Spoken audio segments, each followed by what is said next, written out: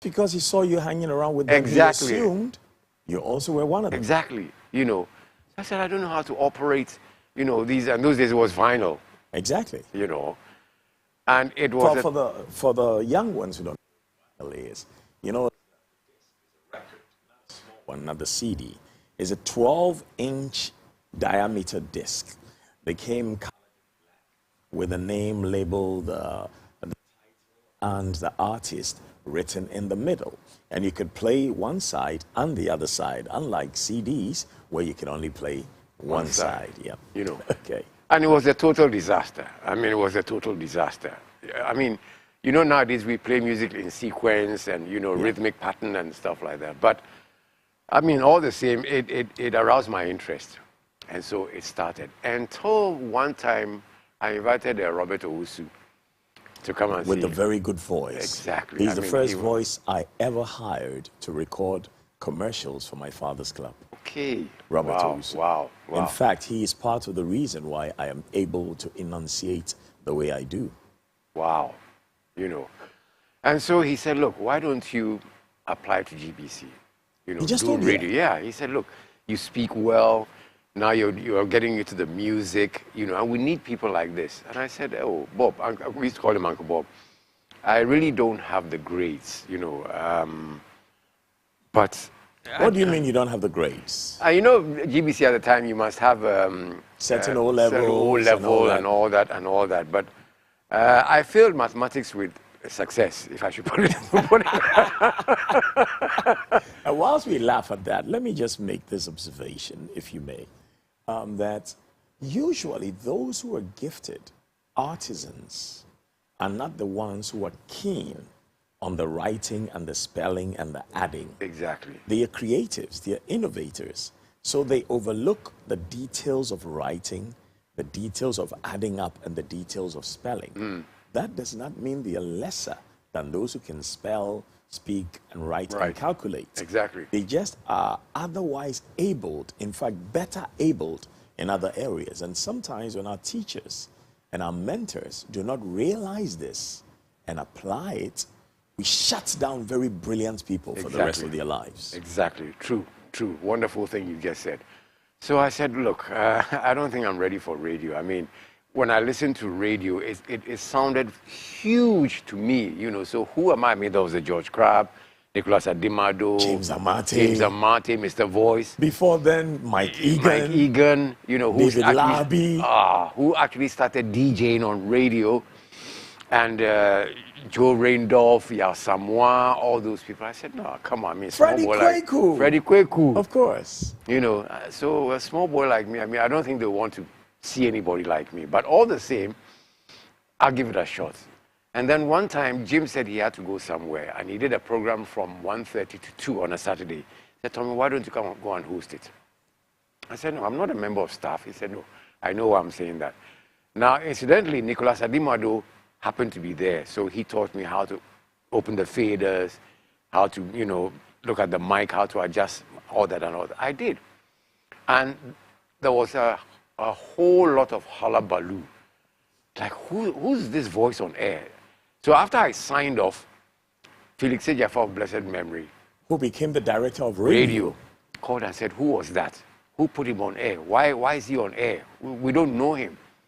So Nicholas told DOR at the time that it was Jim who asked him to come over. He said, interesting, let me see him on Monday.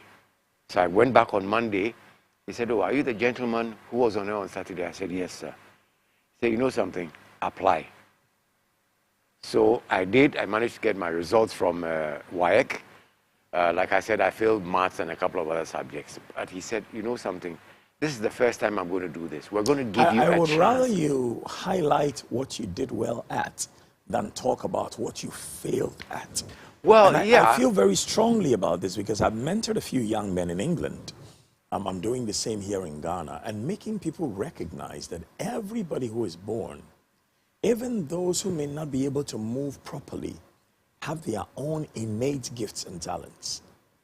And when we spend too much time highlighting what they are not good at, instead of showing them and making them strengthen their abilities and the things they are good at, we block their chances Exactly. in life. Well, KKD, I'm saying this because of the policies GBC had. Okay. If you didn't have this number of results, you are not entitled to be employed by GBC. Even if you were a better speaker than those who were there. But they were looking more of the results than anything else. But Mr. Sejafa said, look, this is a job of talent. Let's give this man a try. So they made you a guest artist immediately? Yes. You know, so that was how we started. I started Variety Ahoy with Godwin, and gradually worked my way into Guitar Bandstand. Of course. You know, which everybody hated. Oh, gosh.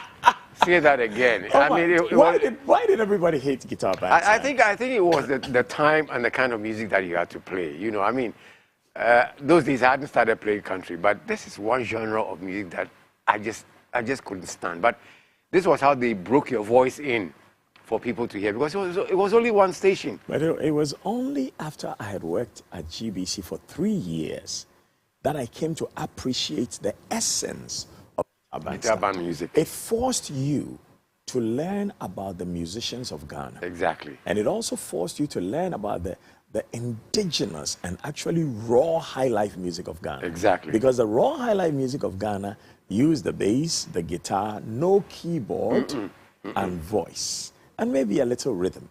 And because I had to do Guitar Bandstand, which we all hated, I spent so much time in the music library that I got to know nearly every old high life musicians, from Odinwata Frimpong to Pa Bobo. I had to learn everything. All of them. Exactly. You know, but it was a good experience. And then gradually they'll break you into lunchtime rhythms and stuff like that. And so that was how I started getting. But I did, I think, a year and a half or two before I got my appointment letter. This was from 77 till about 80. Yeah, but that was the standard. That was the standard. And I think you must tell your young people that you train.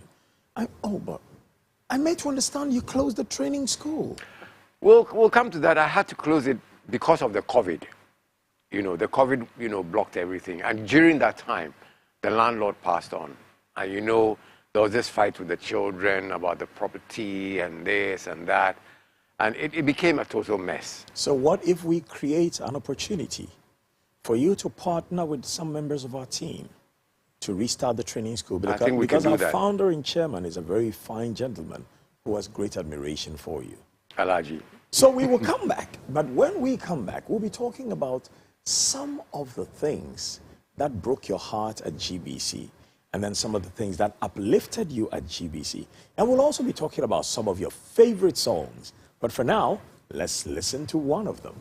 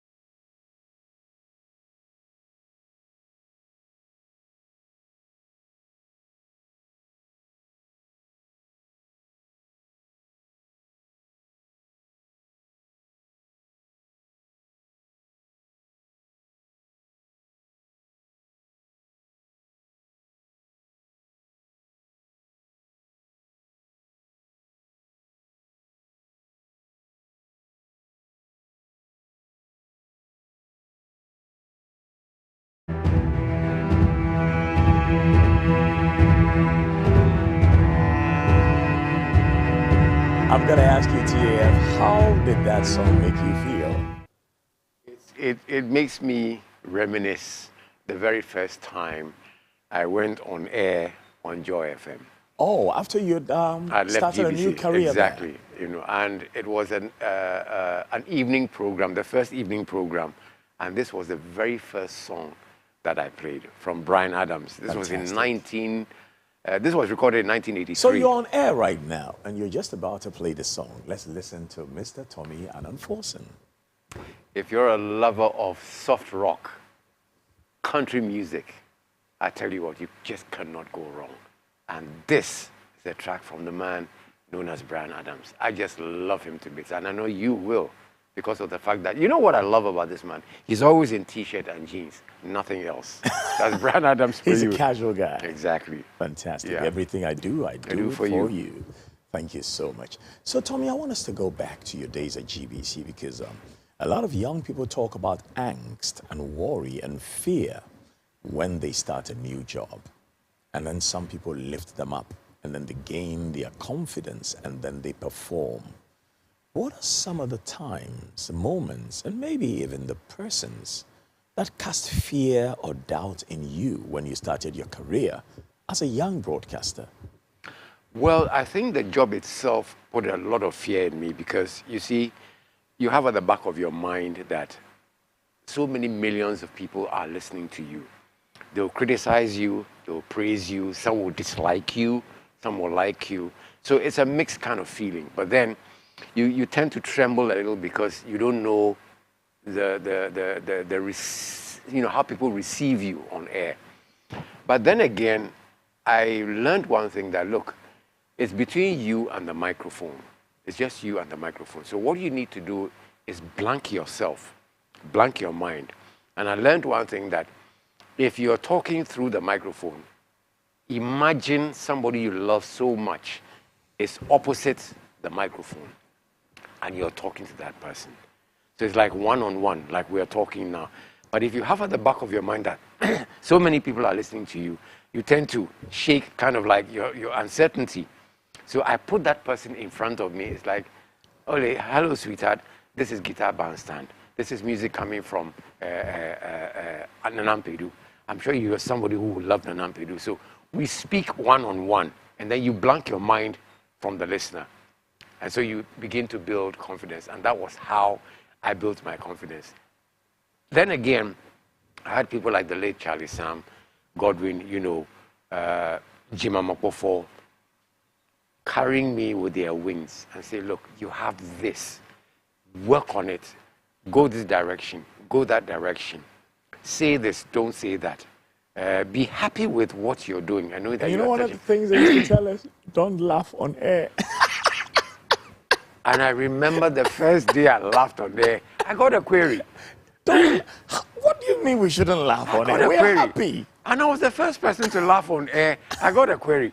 And I told Sejafa, please take me as I am. Mr. Felix Sejafa, this is part of my talent. Exactly. I have not offended anybody. I laugh so that I can make people laugh. Now, radio is imagery. You've got to put a laughing person in your mind and enjoy that connection of laughter. And that was how laughter began on radio. But today, everybody's laughing at anything, Yeah, but you see, there was a reason behind this whole don't laugh on air. Because let's be honest, some laughter is really annoying. Annoying, very annoying. And I remember Fifi Hesse called me once to his office, Mr. Fifi Hesse, who was the Director General. He wanted to meet me because his family liked me on air. And so I go to his office, he says, so is this you? And he says, you're very well dressed, but where are you going today? I said, I came to work. He says, this is how you dress to work? I said, yes, this is how I dress to work. And he says, I wish everybody would dress like this to work. And then he sat me down and just had a pleasant conversation with me, very diplomatic. Oh, man. he was very well dressed, very well spoken. And he just wanted me to speak about what was going on air. And I said, well, this thing about we shouldn't laugh on air, I really don't get it. Because we want to make the listener happy. And laughter can be contagious. And he explained, he says, you know what, every time that you're on air, somebody has just given birth to a child, but somebody has also lost a child. somebody has just welcomed your friend, but somebody has also lost a friend. And when you do your laughter, depending how you do it, if it doesn't come with some humor that connects with the person, it can really aggravate the pain of those who are in pain. Exactly. And that is when I got it. But I never stopped laughing on air Of from course, time I to mean, time. come on. Laughter, they say, is the best medicine, you know, and we had to. And so I did it with a very, you know, subtle thing, but I made But sure you are that... fortunate. You had comedy in you. Exactly.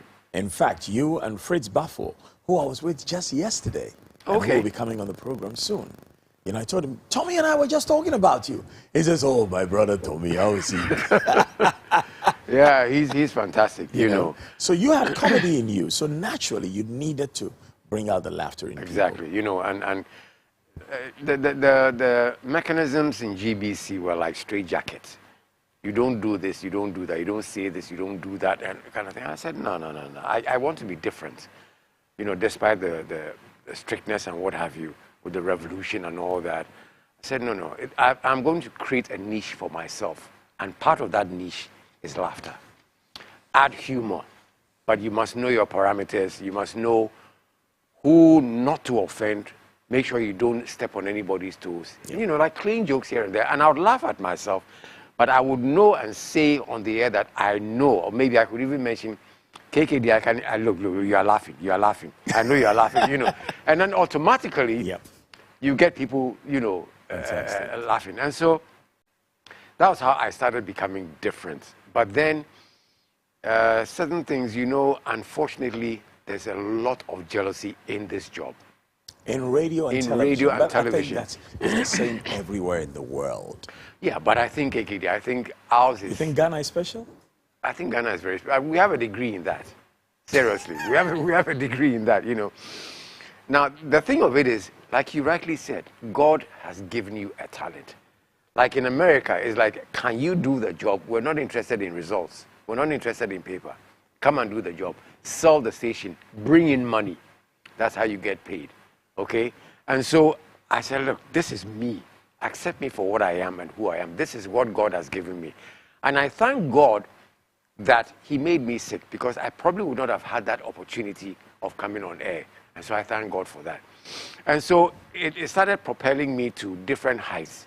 But then the jealousy became too much, because some people don't understand why maybe KKD. I mean, look at the style you came with, rapping on the air. And each time I heard it, I got suspended for rapping. You know? I got suspended for rapping. But it is you. It was KKD, and people accepted you for who you were, what you do.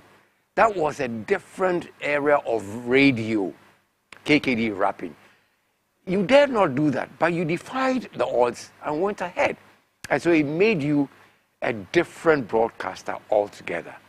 And so it was two of a kind, Tommy and KKD. And people didn't like that. And we even won an award together. Exactly. You know, the Leisure Awards. Leisure Awards, exactly. You know. The joint best presenter in Ghana. And people were just like, who the hell are these guys?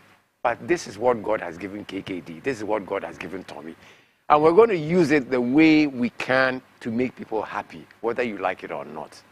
But the jealousy was, oh my goodness me, it was something altogether. But we prevailed, we moved on, and we succeeded. We will be back with more, but remember these lines from Grandmaster Flash and the Furious Five when Tommy talks about jealousy. They said, they smile in your face and they talk behind your back, and when you get the story, it is never exact. Some say they're friends, but they really are not, because they're only out to try and get what you've got. More Tommy Annan Forson, the king of country and mellow rock music, on Master of the Game, right after this.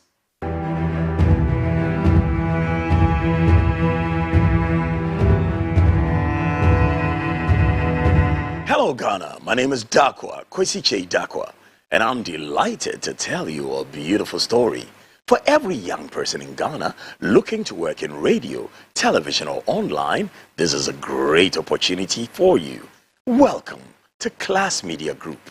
Class Media Group, with one TV station, 9 radio stations throughout the country, and one great online portal, is taking on new hires as interns interns to shadow great personalities and train for a job and career ahead.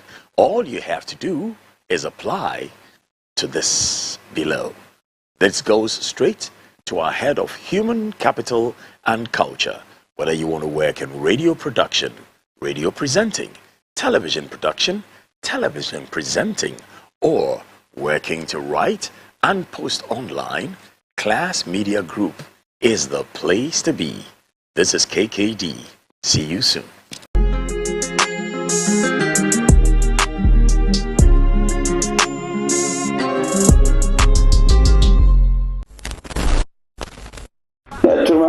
Nang pohon Paris Hana. In Biaji Shaws and Pohede, so can Biaji Shaws and Zang Pulpa, Mampuzanga. Kai is Juanwa, Yanowa, Isjuanwa, Man Hassan Abdullah Ayerga, Mania APC flag bearer. Zang Potion Paris came yearly. Time Masanga Paya, a design chant to vote. Is Ami. Mbela no mana APC ma ka we nu ti so kan wonem be ka wom za mbole de dagma ni pai 7 December ma mbela no mana mani APC flag bearer ma for 2024 election kai za hajimi na vote tema kan de na manti so kan ka gana violent ti za na woni te ka te jina lafi kagana jina lafi nin kan zang post na para 7 December mane pa ka so kamina vote te hasana elga number 9 mpocha pa na de chupa paya posia manani vote hala vote hala manani vote hala vote na Afro-fronto on the ballot paper. Don't look left, don't look right. Vote for Alan Kojo Tremantin. Afro-fronto movement for change for a better Ghana.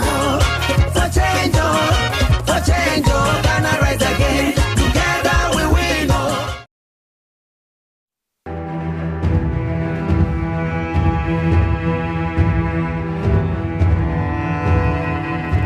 Thank you very much, our cherished viewer, for joining us on Master of the Game, that brings you Ghanaian movers, shakers, icons, and legends, only on CTV, a member of the Class Media Group. With me is outstanding broadcaster and media trainer, Mr. Tommy Annan Forson. He's spoken to us about how he started his career in GBC. He's spoken to us about some challenging moments and uplifting ones. But as we move on, we're going to be talking about his family. He's also spoken to us about one of his most favorite songs. So now I want to ask Mr. Tommy Annan Forson, how was your upbringing and growing up? I had a very strict father. He was a military officer, captain in the British Army. And so when he retired, he came to set up his accountancy business. But he was somebody who was very strict. He wouldn't bellow at you if you did wrong, but I mean, he would sit you down and talk sense into your head. But if you went beyond what he could contain, then of course he'll give you a beating of your life. But he was somebody who was, I happened to be the last born. I was his favorite. And he loved me to bits, but he would make sure that I wouldn't go wayward, and he made sure that you would go through tough times to make sure that you would understand what life is all about. When you say tough times, what do you mean? For instance, when I was in secondary school, when I went to secondary school, which one was that? Feeden High School today, yeah, was then Eden Secondary School, was at Odoko. We were then at Laboni. He would make the driver go and drop me in the morning, but he would give you a certain amount of money for your lunch or your transport, which means that whatever he gave you, you can either buy, and the best you could buy was bread and groundnuts. And then you either take Trotro to Circle or you walk from Odoko to Laboni. And that was how strict he was, not to make you suffer, but to make you understand that life is not a bed of roses. Oh, look how we said it together. It's not a bed of roses. And so you would ask yourself, but why is Dad punishing me like this? But then, after I finished school, I got to understand that you get the know-how of responsibility very early. And so when you see what people are going through and what you have been through, you appreciate life with all the degree, that you can think of. So he was very strict. My mother was very, very soft-hearted. She was British, very, very soft-hearted, and she would cover for us. What's mom's name? Constance Annan Forson. Constance Annan Forson. Yeah. What name did she leave to take on Annan Forson? It was Donaldson.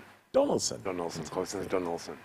And they met during, I think, the Second World War or something like that. But she would make sure that she would always cover us. I mean, as young children growing up, you would always get into mischief and stuff like that. And anytime she heard my father's horn honking and coming home, he's like, I hope you didn't get into trouble. But then again, when he gets in and he smiles, you know that everything is safe. But he took very, very good care of us. Very, very, very good care of us. Until he passed on in 1971. I was then in secondary form 3, and so it was tough to finish school, but I managed to do that. Unfortunately, I wasn't able to go to university or go to sixth form. I'm just a sixth, so I don't have any degrees or PhDs and masters and all that. I'm just a form 5. But you have what I call the knowledge from the college of life. Exactly, and so that was how I was able to finish school and started working immediately after that because I needed to help take care of my mom. She wasn't allowed to work because she didn't have the citizenship and stuff like that. But it was a pleasure. I loved my mom to death. I just loved her. And I miss her so much. Even though she died in 93. I think your song selections speak very much of your connection with your mom. Exactly. There's not a day that I don't think about her. Do you feel like you and your mom were like an island in the stream? We were like this. like Kenny Rogers and Dolly Parton, island in the stream. We were like this. We had our bad moments, but there's not a day goes by that I did not think of my mother. For me, she was an angel. And I always sometimes sit down and when I pray, I say, Mom, I hope you're listening to my prayer. And I just laugh. She was an angel. But we had a good upbringing. And has that translated into your relationship with your wife, your children, your nieces, your nephews? Well, I think naturally, I'm a very soft-hearted person by nature. I love to help people. I love when people appreciate what you've done. It's not that you're looking for anything in return, but you want to see that the person succeeds so that when God calls you, the person will say, oh, this person is behind my success. And I'll always say that Godwin, Charlie, and Jim are those who made me who I am. And whichever interview that I have, both radio or television, I give them credit. So to Godwin Afenogbo of blessed memory and your family, to Charlie Sam of blessed memory and your family, and to Jim Amepofor, who is still alive and well, and your family, Mr. Tommy Annan Forson says, thank you. And I think we need to give GBC a big thank you for giving us the platform to show our talents, showcase our talents, speak to the world, get them to understand that we are not perfect, but we'll be given the opportunity. So once you have the microphone, use the microphone to the best of your ability, innovate, teach people, get them to learn. And when they do that, they realize that, look, it is someone like Tommy, KKD, Charlie, Godwin, Jim, Nicholas Adimado, Yasamwa are people Joe who have spoken. Kofi. Joe Kofi. Our controller of program. Hey! The disciplinarian. He also passed. Joe also passed. Yeah, he also passed, And we always say that God will take the good ones first. I don't know for what reason. And leave me the bad ones.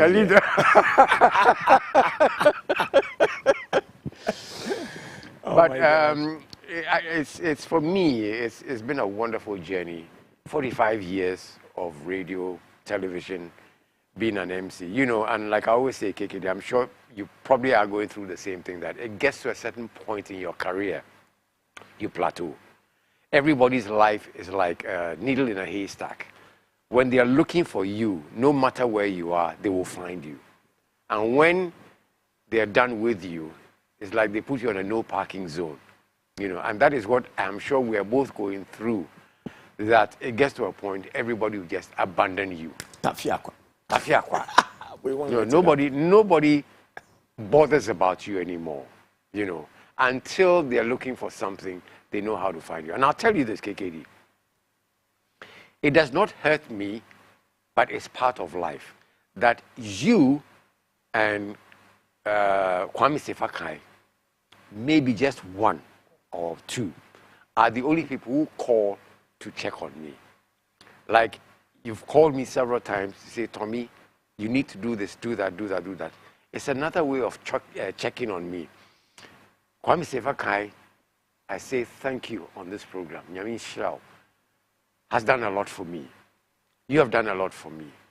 But I can say comfortably or uncomfortably, the rest, you've played your part, so you go and sit down somewhere and just keep quiet. But that's not how life should be. That is not how life is. Because but it's something we have we must created. be there to lift each other up. Exactly. In good times and bad. Bad times. But unfortunately, we don't do that. Especially for what you have done for radio in Ghana. I'm even surprised that you haven't as yet received a presidential honor. You have played your part. You have done so well for what we call radio broadcasting in Ghana. You have done so well, Tommy. Thank you. And I don't think I'm the only one who thinks this way. There are so many others who think this way. There will be those who will say, oh, but what about this person? What about this person? Today, we are talking about Tommy Annan Forson. And you deserve your flowers, you deserve your honor, you deserve your praise. Thank you. Now, I also want to talk about your career as a master of ceremonies, an event host, and then also as a comedian. How did those begin? As a master of ceremony, I was called a couple of times to, I think after Embassy Double Do, which Godwin was handling. And I. That's right, I remember. And I think somewhere along the line, you know, I got involved, you know. But I will say here and now, regardless, you're a crack MC. You are a crack MC. People don't know the difficulty in being a master of ceremony. They think you just get on stage and talk. But it's when things go wrong on stage, that is where this thing comes in. But you see, with me, I use a lot of humor. You know, you get the crowd to laugh. And the worst thing is when you crack a joke and the crowd doesn't laugh. Hey, that's dangerous. It's like you want the ground to split, you know. But I had a way of testing the crowd before I was introduced as the master of ceremony for a show. I know how to test the crowd. And if I did it and they laughed, I've got my crowd. If I did it and they didn't laugh, then I switch. Okay? But it was good to be able to communicate with people directly in front of you. That is very, very difficult because, for instance, the National Theatre, every single person is looking at you. And so you must know who to communicate to and how. Get into the crowd, love them and let them love you. And I'll tell you a story. When Nana Kuredio and Ma Rawlings was going to receive an award for from the 31st December Women's Movement. Yep. I asked her if the old man of blessed memory would be coming. I said yes. I said, thank God. I've been looking for this opportunity for years. And I could imitate him so well. With those days I had beard, yes. You know, that kind of thing. And so when he was walking in, he walked from the right side because he didn't want that loudness. You know, Jerry John Rawlings is here and blah, but he came and sat in front of me, right in front. And I said, Your Excellency, you are welcome. In that day, you know. Now, Amachi Dede was playing at the time, and there was going to be a break. So during the break, I came on, and I imitated him. Kunedu laughed so much. And he tried to keep a straight face, but he couldn't. And I remember those days, Totobi Kwachi was then the Minister of Information. Yeah. And when I said Anima Tua, was what ended it. He started climbing up stage from this end, and I would go down this end. You know, he was chasing me. He would come down. The president was chasing me. He would come down, and I'll come up. And we were all laughing. Then he came up and he gave me a hug. He laughed. He said, you know something? You're a big rascal. Oh. And I said, Chairman, I will not tell the crowd you said I'm a big rascal. I will not tell them. And that's what I said. You know. Would you believe I got into serious trouble for imitating Jerry John Rawlings? I got a query. But he himself enjoyed it. I got a query from Totobi Kwachi at the time. Passed through David But he was there. He was there. It. But it was like, you don't mimic the president. I said, this was an informal get-together. Until Jerry himself called Anagrate and said, drop that case. I enjoyed the program. The man didn't offend. I didn't insult or offend me. So what is the big deal? Tommy, go on with your work. And that was how it ended. You know, so... But this can break your spirit. It did. It did. You know, because I felt... And it was live throughout Ghana. It was live on television. But then I said, well, so long as the man enjoyed it, that's the most important thing. And for me, I succeeded in being that master of ceremony that very day. That was something I've been looking forward to for so many years. And I did it perfectly well.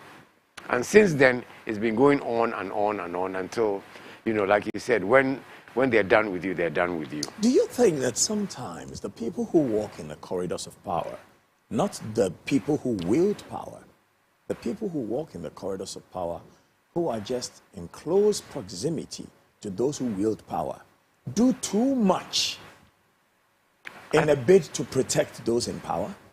I think so. I think so. I mean, you could give a few examples, but, you know, you see things like this and people want to politicize it. Everything now is being politicized, you know. And so if this person from this party or power doesn't like you, they do everything as much as possible to make sure that you're shoved into the background. But you see, KKD, I've learned one thing in my 45 years as a broadcaster, that I've plateaued and made a name that will probably take generations for other people to make. And I'm very proud of that. It is the same with you. Nobody on the face of this earth can take what you have from you. The only person who can take it from you is God Almighty. Thank you. Nobody. Somebody people say, look, I want to be like KKD. I want to be like Tommy. You can never be like KKD because KKD is different. His talent is different. You know, his perception of life is different. His area of broadcasting is different. You can take traits from him and say, okay, maybe I can take a little bit of this from KKD, add it to mine, polish it, and create a new era of broadcasting, so to speak. Okay? You admire people for who they are and what they do because you learn from them. Other people admire you negatively and use the sources of power that be to drown you.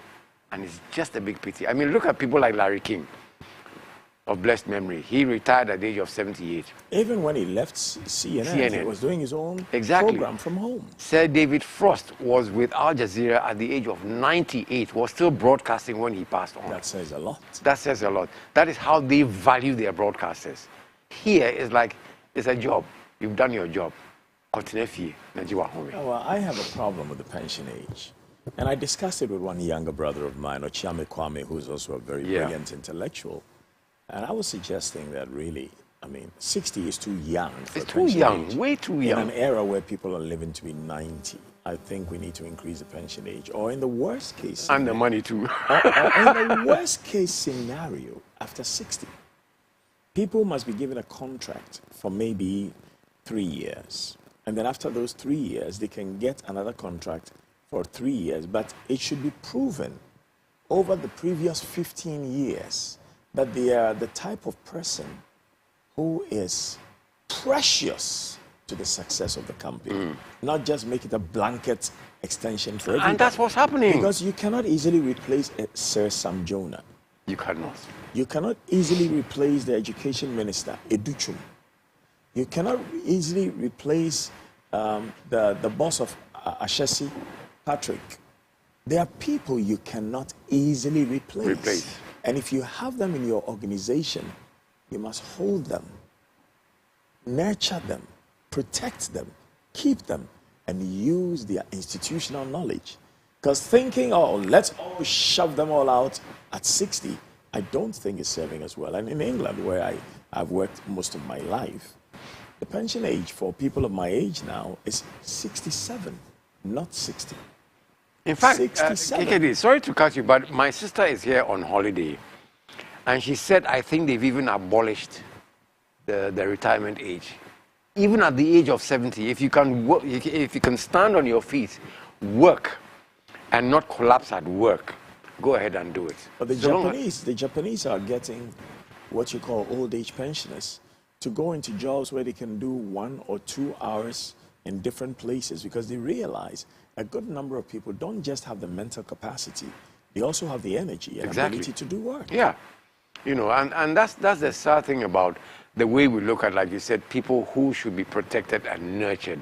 Unlike that blanket kind of thing, like you get to 60 and it's like, you know, just go and sit down. And I think one other thing that people are terrible at is the fact that once you get a contract, they think of the money that you are going to get. Let me do what I can to frustrate that person. And so you get people who, like you rightly said, have got a lot of talent, but are just sitting at home. They will not even get a contract because somebody will say, let the retirees go. Yes, let the retirees go. But it depends on what they've contributed to the success of this country, their job, and the company that they are working for. That is a sad part. Well, let the retirees go and play with their grandchildren, but let the geniuses and the exceptional performers continue to contribute to the progress of the country. It's that simple. It is that simple. You know, we have more to talk about when we come back with the Tommy Annan Forson, ace broadcaster, a media legend, a media trainer, a master of ceremonies, and I must add, a fine gentleman. Let's go listen to another one of the songs that he plays to dazzle people on radio, especially in the evenings when he takes it easy with his melody lane kind of style. Right after this, with Tommy Annan Forson.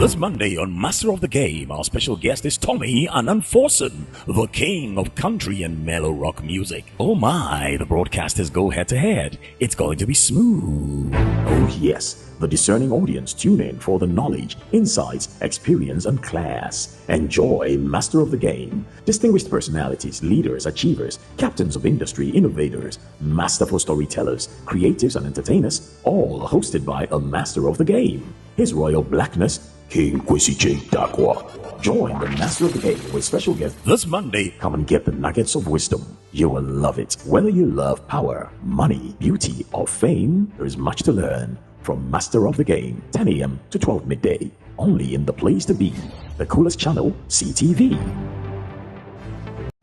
This Monday on radio, he's incomparable. On stage, oh my, he's just wonderful. And relationships with the people that he has worked with over the years are just super. But now I want to find out from Tommy Annan Forson. They say when we build a brand of our own, we use that brand to build others. Whether promoting the music of some of our own local and international musicians or promoting the products and services of some of the commercial enterprises that come to us, how has Tommy fared? What are some of the businesses that you helped to advertise, and actually some of the musicians that you helped promote over the years? Oh, KKD, to be very honest, it's just uncountable. I mean, it's so many businesses. But if we talk about musicians, you know, Amachi Dede is my number one. You promoted him a lot. Very, very much. Kojo Akwai. In fact, it might even surprise listeners to know that I was the very first person to start playing Kojo Entry. I was in the studio, and those days, you remember we used to play reel to reel. Reel to reel, of course. And he came into the studio, all his dreadlocks, and said he wanted to meet a presenter. I happened to be on duty, and I said, oh, what can I do for you? And he said, oh, he wants to promote his music. So I said, okay. We went to Studio 14. I listened to Ribi Baba. You know, Baba. And that was his master tape. He brought his master to the studio? He brought his master tape. And those days, we used to play on 7.5. Yep. But his was 15. And I said, you know what? Let me dub it. So I did. And I listened to the first 2-3 tracks. And I told him straight in the face, Kojo, this album is going to be a masterpiece. He said, are you sure? I said, trust me. I know music. I love music. And I know when music is going to sell. Give me the 15 or the 7.5. 7.5 one. And I start working on it. Lo and behold, I think he was even shocked at the response to Kojo Entry. After a couple of months, he passed by to say thank you. Not in terms of money or anything, but he said he was beginning to not be able to handle the fame because of his music. And it was just out of this world. And he has grown to be an icon, a superstar, a legend. You know, Kojo Akwai was one of them. Yeah. Dr. Pa Bobo, wow. Safohene Jenny, you know, they're just in numbers, you know. But for me, it was a joy doing it for them, seeing them succeed. People think that once you're a broadcaster, you are the one who makes the musician. But I also have an opinion that if there was no music, we would not be broadcasters. Perhaps maybe just newsreaders or something to do with announcers, you know. But the two go together. So the presenter helps the musician also helps the presenter. Because if you play good music, you are deemed a very good presenter. If you're able to speak well and help the musician, he becomes a very, very good musician. So they work in tandem, you know, together. So I helped a lot of people, and I am proud, very proud to say that those who have succeeded today, for them to stand somewhere and say, oh, Tommy ye bibi mame. I'm a meniaji. That's all I'm looking for. Fantastic. And I think it's very important for the younger presenters, DJs and VJs to recognize that whatever you do, when one day you're called to glory, people will say, who are the brands that you helped build? because your voice on air and the music you're playing is calling certain audiences who otherwise would not know about those artists Exactly. to get to know them. And if you promote them well, then you are building brands that can help to promote the culture of your motherland, Ghana. And I do like my brothers in other parts of the world, in the US, in England, in Nigeria, in South Africa. But I realize that lately, our younger presenters are more focused on promoting the music of others and less of our own. What are your comments on that? I think it's rather unfortunate. You know, there's the up-and-coming musicians don't really have much, but they look more for enticements. It's like, if you don't have this amount of money, I'm not promoting your music. Payola? Payola. The payola, which was Yeah. in GBC, which we all hated, is back with a vengeance. It's still happening. I've never taken payola in my life, and I've said it on TV It's still so many happening, times. KKD, and it's very sad because, like you said, there's so much talent in town that we need to help get to a certain level. I mean, look at somebody like Shatawale. If not for radio, perhaps he might not have made it to a point where people see him and they just want to hug him, because he's a great musician. He's got his own talent. You see, radio has helped him. He helps presenters as well. Stone Boy, look at him today. From virtually nothing to a superstar. Okay? But it took the help of people to get them there. And these are the people who perhaps appreciate. That is, you know, if they really do, but I'm sure they do. But if you sit down and say, well, because of me, if you don't put this down, you ain't going nowhere, I think it's really sad. We should be able to say that, look, I'm not going to be the one to make you who you are, because you've also got the talent. You need to help yourself. But in helping yourself, you need to come out with music that is appreciated by the Gen Zs. When we were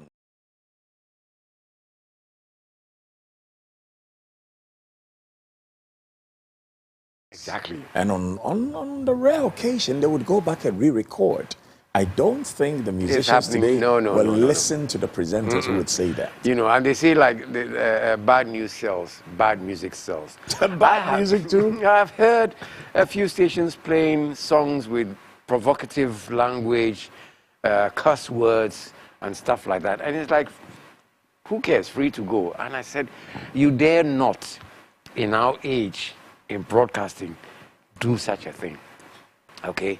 What is being done about it? But then again, if you tell a musician today, or I tell a musician today, remove these words, he will tell you, Wayne Eton. This is what sells. That's what they say now? Oh, yeah. It's, you know. Wayne Eton. Yeah, this is what sells, you know. And so it's like they say in the entertainment industry, it is sex that sells. But how do you do that? With a clean mind, an educative mind, or just because sex sells, that is how you do it. And by the time you realize, you have ruined your reputation. But the musicians are also becoming wise by trying to create, you know, music tells a story. Yep. That is how, when I play country music, I am telling a story. I know that's why you like country music. I love it. They always have something to say. About you and myself and the listener, you know. And I always say that when I play a particular country song, that makes my heart beat. If I skip a beat, I know that the listener will like this. It's got a good storyline. It affects you and I. But are the other musicians doing it? Look, KKD, I'll tell you the thing. I virtually don't listen to our music because there's nothing to understand. There's really nothing to understand. It's just blubber.